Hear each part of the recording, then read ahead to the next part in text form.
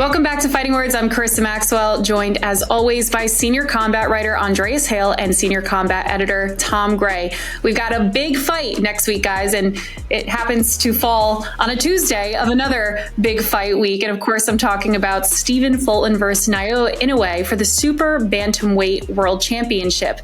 Now, again, that is going to be on Tuesday, July 25th of Errol Spence Jr. versus Terrence Crawford fight week, which will happen that Saturday, July 29th. But this fight is also a pretty big fight, and we'll talk about that in a second as far as which one is bigger. But Inoue is the unified bantamweight champion, and he is challenging Stephen Fulton for the super bantamweight title, which will be his fourth weight class he could potentially hold a title in, kind of pulling a little bit of a Canelo there. But there is argument that this will be his toughest challenge yet, moving up in weight. So before we dive deep into that matchup, I'm going to bring it back to Spence Crawford, and that we've got two super fights happening on the same exact week. So does this one kind of threaten that Spence Crawford fight we've waited years for as the bigger, better fight to watch? I don't think we can say the bigger fight. I mean, we've waited years and years for Spence versus Crawford. It's came up now. It was the fight that everyone was saying was top of their list.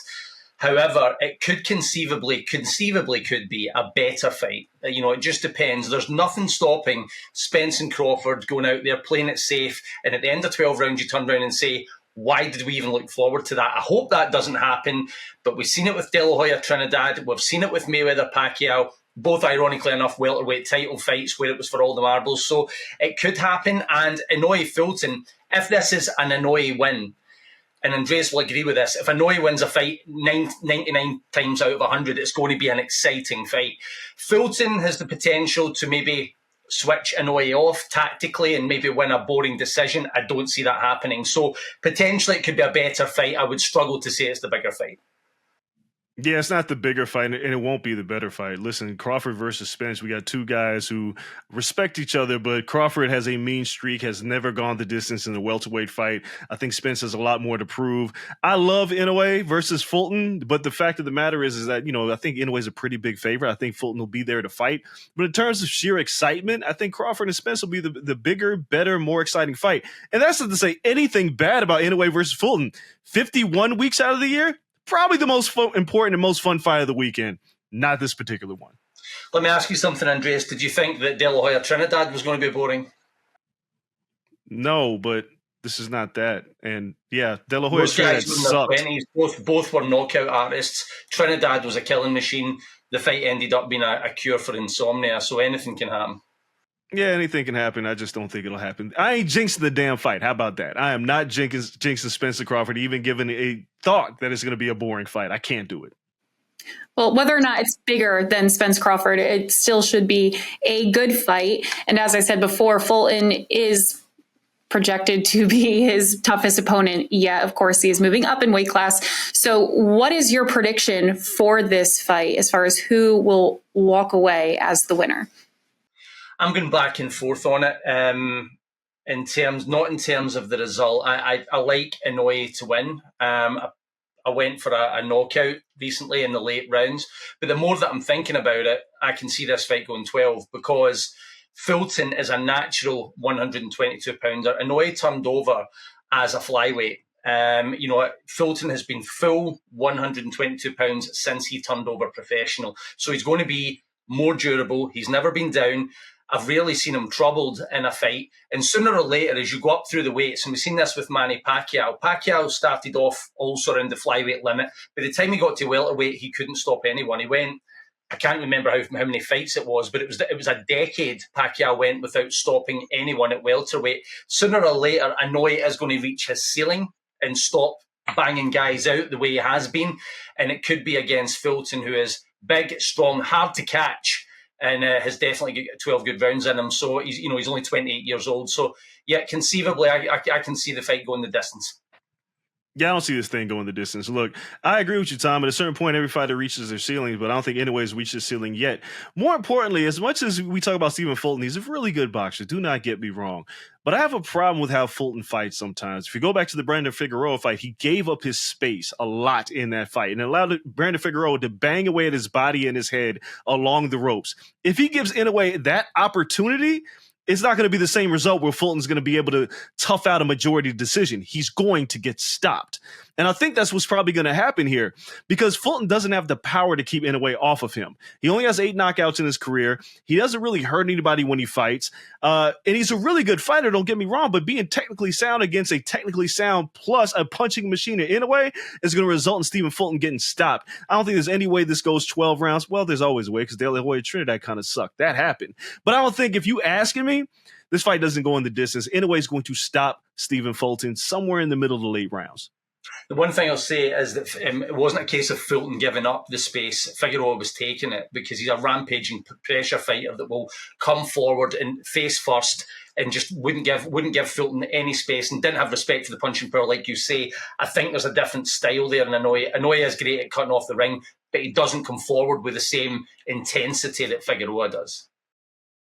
Well, true. I've also seen Fulton have a hard time with fighters like Avalar, who is not very good. And I'm not saying he fights to the level of his competition, but as good as Fulton is, he finds himself to be hittable a lot.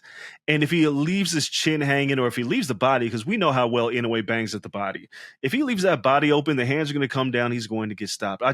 As much as I like Cool Boy Steph, and I think he's a fantastic fighter at 122 pounds, I just don't see it, man. The monster continues to roll. When that ceiling comes, when he's unable to stop fighters, it ain't here. It ain't going to be for this fight. The rampage continues for the monster.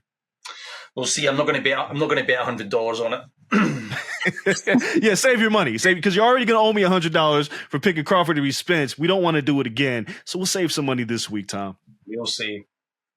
So if Inoue does not beat Fulton, are we having a similar conversation that we had around Canelo and Bivol as far as like, dude, know your weight, stay in your weight class, stop trying to dominate every weight class? Or is this something that Inoue should continue to try and achieve, considering the success that he's had in the lower weight classes? It's a brilliant question, Carissa. My answer is no. I'm not going to take. If Fulton pulls this out, he gets maximum credit. To turn around and say, oh, poor Inoue, he was too small, like they did with Canelo when they switched up the narrative. At the end of the day, Canelo was a pre-fight favourite to beat Bivol. And then because he get beat, it was Canelo the hero. Look what he tried. It was pathetic, to be quite honest. Fighters have been up through the divisions for years. If Fulton wins this, he gets maximum credit, definitely from me. Yeah, I'm not going to sit here and take anything away from Inoue from moving up, and I'm not going to tell him to move back down. He can kind of do what he wants. If he loses the fight, that's on him. You bit off more than you can chew, and you figured that out. I don't think that'll happen, but I'm never going to tell the man to not try again. If he doesn't stop Fulton, I don't care. As long as he wins the fight, go collect more belts because he's done his business being undisputed at bantamweight. So do some more business. Try to be undisputed at super bantamweight. Then try your hand a little bit further. Sooner or later, you'll find your ceiling. I don't think it's there yet. And last question, of course, we've, like I said, got 2 super fights next week that are going to be good, hopefully. It'll be a nice doubleheader. But out of the 4 fighters that we are going to see in the ring, who is the favorite to have a knockout? I'm going to have to go with Inoue because he is the knockout artist, right? I mean, Fulton, as Andreas said, has only got 8 knockouts, I think, in 21. Is that right? 8 knockouts in 21 fights, I think. Spence and Crawford. Crawford's been knocking out welterweights, but not welterweights of Spence's caliber. Spence recently has been going the distance more often than not. It's got to be the monster. Yeah, I agree. It's the monster. I hate agreeing with you on this, Tom, but yeah, it's the monster. He's the knockout artist. He's facing a man with not a lot of power. That's going to give him the opportunity to knock him out. It's that. But here's the question. I'm going to steal this one from you, Carissa, and I'm going to ask you this, Tom, and I want to know your thoughts. If Inoue wins dominantly and Spence Crawford is a close decision, who is the number 1 pound for pounder, the pound for pound fighter of the fight of the week? Inoue? Inoue. Well, I've thought about this. Like, if, as you know, right? Let's say, for example, if you take two of the all-time best or biggest welterweight fights ever, Leonard Hearns.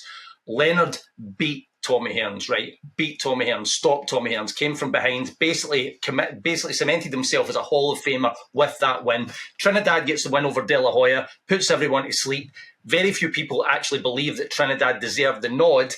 You can't give Trinidad the same amount of credit that you gave Leonard if you're sticking with me here. So if Crawford and/or Spence wins this fight and doesn't win it decisively, but Inoue blasts out Fulton, then I'm going to give Inoue all the props, because that's the way to get the job done. If Spence or Crawford win decisively, that changes everything. Yeah, it's going to be hard, because even if Inoue stops Fulton, I can't put him above Alexander Usyk. But I think Crawford or Spence blow out one or the other. I think that will be the number one pound-for-pound fighter the following week. But right now, for me, it remains Alexander Usyk, and I don't necessarily care what Inoue does to Fulton. I think Fulton's a tremendous fighter, but I can't put him over Usyk. But I can put Crawford or Spence over Usyk. I definitely do care. I think Inoue gets a stoppage in his fourth weight class over an unbeaten unified champion like that. I think you need to at least consider. You need to see the fight. If he does Fulton in like he did Juan Carlos Payano or Jamie McDonnell, if he just smashes him out in one round, that would be like Hatton Pacquiao-esque. You need to see the actual fight before I think we can make judgment. Damn it, Tom! I'm agreeing with you again. We'll wait to see the fights, then we'll make. I'm just been in good form for 2 weeks, Andreas. Don't shoot the messenger. Okay. All right. Well, we'll continue this debate after the fights, and we can, recalibrate our pound for pound list. But in the meantime, we are looking forward to next week having Fulton versus Inoue on Tuesday, July 25th, during the fight week of Errol Spence Jr. versus Terrence Crawford. On Saturday, it's going to be a fun one. Andreas and I will be in Vegas for Fight Week, bringing you all the content and all of the analysis and predictions then. So until then, we will see you next week here on Fighting Words. I'm Krista Maxwell for Andreas Hale and Tom Gray. Let's see what the better fight is next week. See you later.